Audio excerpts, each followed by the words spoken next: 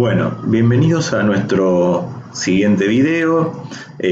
La idea acá es hablar un poquitito sobre lo que es la programación orientada a objetos, que es el tema que nos corresponde a esta unidad 3. Y entonces vamos a decir que antes nada es importante aclarar desde un principio la diferencia que existe entre programación orientada a objetos y un lenguaje orientado a objetos. La programación orientada a objetos es una filosofía, un modelo de programación con su teoría y su metodología, que conviene conocer y estudiar antes de nada. Un lenguaje orientado a objetos es un lenguaje de programación que permite el diseño de las aplicaciones orientadas a objetos, ¿sí? Entonces, cuando estamos hablando, en este caso, de un modelo de programación, estamos hablando de un objeto concreto que está formado, por ejemplo, por un coche. Y luego estamos hablando de un lenguaje que es una programación, por ejemplo, Java, que nos va a permitir convertir características físicas de ese coche a través de características lógicas que le va a dar ese programa Java y los códigos que nosotros vamos a utilizar. Ahora bien, ¿qué es la programación orientada a objetos? También conocida como OOP por sus siglas en inglés. Es lo que se conoce como un paradigma o modelo de programación. Esto significa que no es un lenguaje específico o una tecnología, sino una forma, como dijimos anteriormente, de programar, una manera de plantearse la programación. ¿Cuáles son las ventajas de un lenguaje orientado a objetos? Fomenta la reutilización y extensión del código, permite crear sistemas más complejos, relacionar el sistema al mundo real, facilita la creación de programas visuales, construcción de prototipos, agiliza el desarrollo del software, facilita el trabajo en equipo y facilita el mantenimiento del software. Antes que nada, debemos tener en claro un concepto básico para lograr entender en parte la estructura de la programación orientada a objetos. Objeto. Existen muchas definiciones que se le ha dado al objeto. Primero empecemos entendiendo que es un objeto del mundo real, para luego analizarlo más a fondo, conociendo sus características. Supongamos que hablamos de un coche, entonces podemos decir la marca, el modelo, etc. Y el comportamiento, las acciones que puede realizar un coche. Frenar, arrancar, tocar bocina. La programación orientada a objetos trabaja de esta manera. Todo el programa está construido en base a diferentes componentes de los objetos. Cada uno tiene un rol específico en el programa y todos los componentes pueden comunicarse entre ellos de formas predefinidas. Pensemos otra vez el ejemplo de un coche y los componentes del coche. Los objetos del software también tienen características y comportamientos. Un objeto de software mantiene sus características en una o más variables e implementa su comportamiento con métodos o acciones. Un método es una función o una subrutina asociada a un objeto. Una definición teórica. Un objeto es una unidad de código compuesto de variables y métodos relacionados. En la programación orientada a objeto, un objeto no es algo eterno.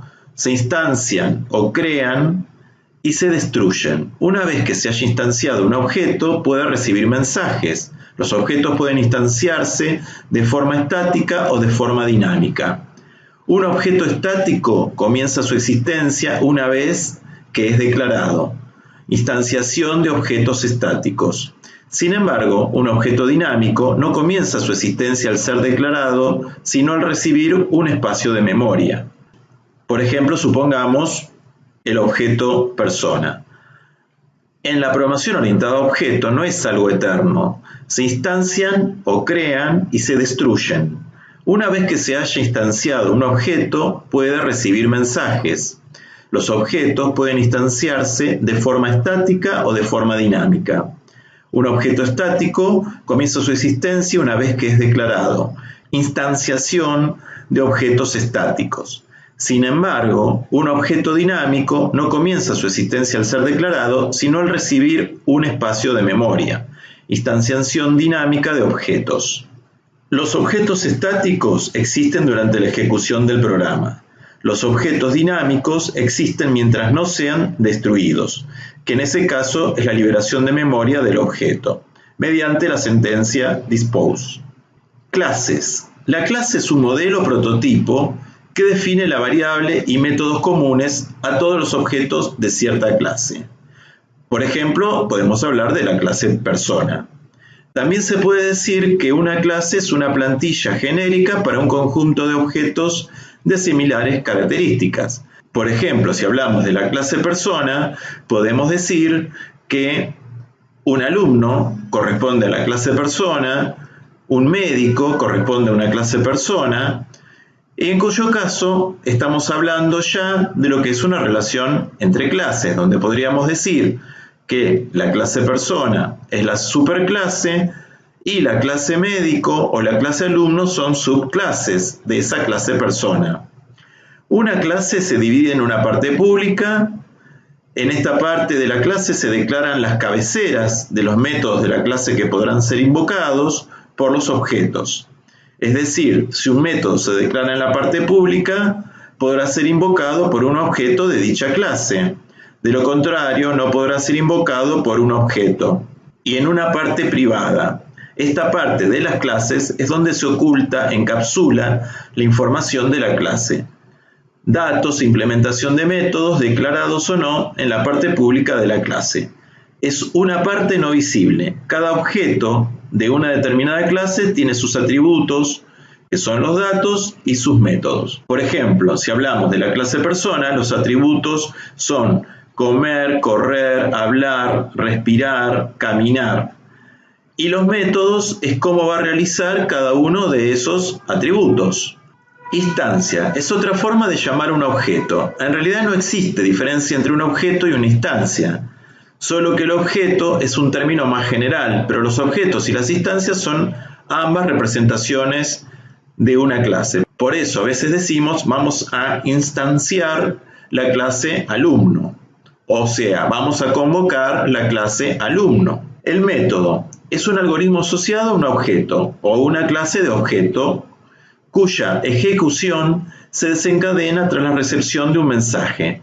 Desde el punto de vista del comportamiento, es lo que el objeto puede hacer. Por ejemplo, si hablamos de una clase persona y ponemos como ejemplo una clase deportista y una clase alumno, dentro del atributo que tiene personas, podemos poner el atributo correr. Luego, si nosotros ese atributo lo tenemos en cuenta y para nosotros va a ser luego pensado en lo que es la subclase alumno o subclase deportista, podríamos decir que ese atributo va a tener una forma de realizarse distinta. No es la misma manera o la misma metodología que va a usar para correr un deportista que la metodología que va a usar para correr un alumno. En ese caso, esta metodología nosotros es a lo que referimos de la palabra método, que van a tener distintas características en la forma de ejecutarse. Evento, en cambio, es un suceso en el sistema, tal como una interacción del usuario en la máquina o un mensaje enviado por un objeto. La característica de la programación orientada a objetos. Aunque no hay un acuerdo aceptado por todo el mundo respecto a cuáles son las características que definen la programación orientada a objeto, existen tres en las cuales todos concuerdan, que es la abstracción, el encapsulamiento y la herencia. La abstracción consiste en captar las características esenciales de un objeto, así como su comportamiento. El encapsulamiento consiste en unir en las clases las características y el comportamiento. Esto es la variable y los métodos. Es tener todo esto en una sola entidad, algo que en los lenguajes estructurados era totalmente imposible. La herencia es uno de los conceptos más cruciales en la programación orientada a objetos. Por ejemplo, este ejemplo que dábamos es uno de los conceptos más cruciales en la programación orientada a objetos. La herencia básicamente consiste en que una clase pueda heredar sus variables y métodos a varias subclases.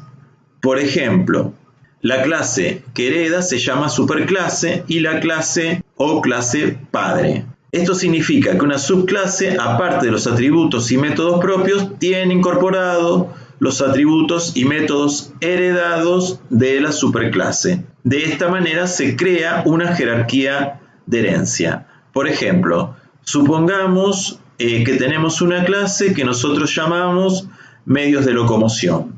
Dentro de esa clase de medios de locomoción tenemos terrestres.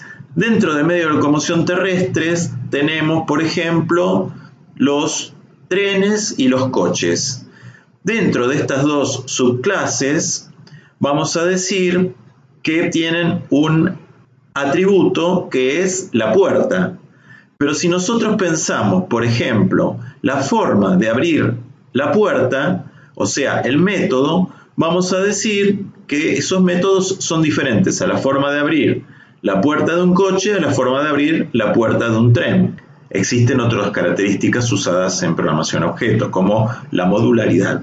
Se denomina modularidad a la propiedad que permite subdividir una aplicación en partes más pequeñas llamadas módulos, cada una de las cuales debe ser tan independiente como sea posible de la aplicación en sí y de las restantes partes. Estos módulos se pueden compilar por separado, pero tienen conexiones con otros módulos.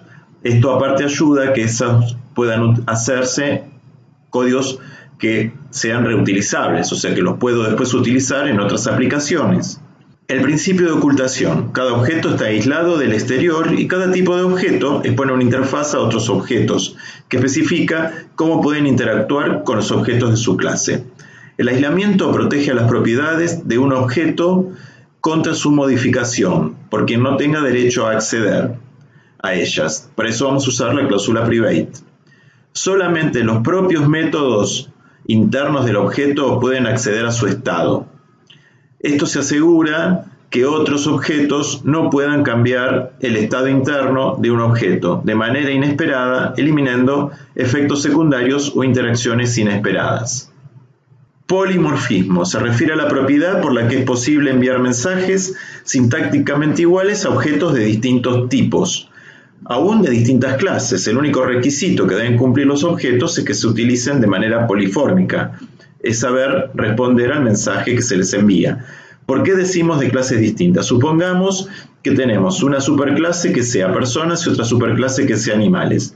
Dentro de personas tenemos la subclase alumno y le ponemos un atributo que sea cantar. Y dentro de la superclase animales ponemos una subclase que se llame pájaros y le ponemos un atributo que se llama cantar. Pero obviamente la forma de cantar de un pájaro y de una persona son distintas. Ahí decimos entonces que hay un polimorfismo porque el mismo atributo va a realizarse de distinta manera. Por último, vamos a ver que también hay tipos de clases. Existen tres tipos básicos de clases: cerradas, dinámicas y estáticas. Las cerradas son aquellas donde todos los eventos, métodos y propiedades están definidos dentro de la clase, así que no es posible agregarle dinámicamente nada. Dinámicas son las que permiten agregar en tiempo de ejecución propiedades y métodos a la clase, es decir, que yo puedo agregar una nueva propiedad a la instancia de mi clase, aunque ésta no haya sido definida originalmente. Supongamos dentro de las cerradas, por decir, una clase personas y dentro de la dinámica una clase alumno, donde yo le voy a ir agregando algunas cosas a medida que vaya necesitando modificar esa clase alumno. Las estáticas están pensadas para contener elementos que pueden ser propiedades o métodos que no dependen directamente de un objeto para su funcionamiento. Un ejemplo de clase estática es la clase math. Esta clase se encarga de hacer una serie de operaciones matemáticas a las que solo les pasamos los parámetros que necesita y nos devuelve el resultado de esa función matemática. Bueno, la idea de este video era un poco pensar que en una programación orientada a objetos, qué es una clase, una superclase, cuál es la idea de los atributos, cuáles son los métodos y algunas características de lo que es público y protegido y privado. Seguimos en el próximo video.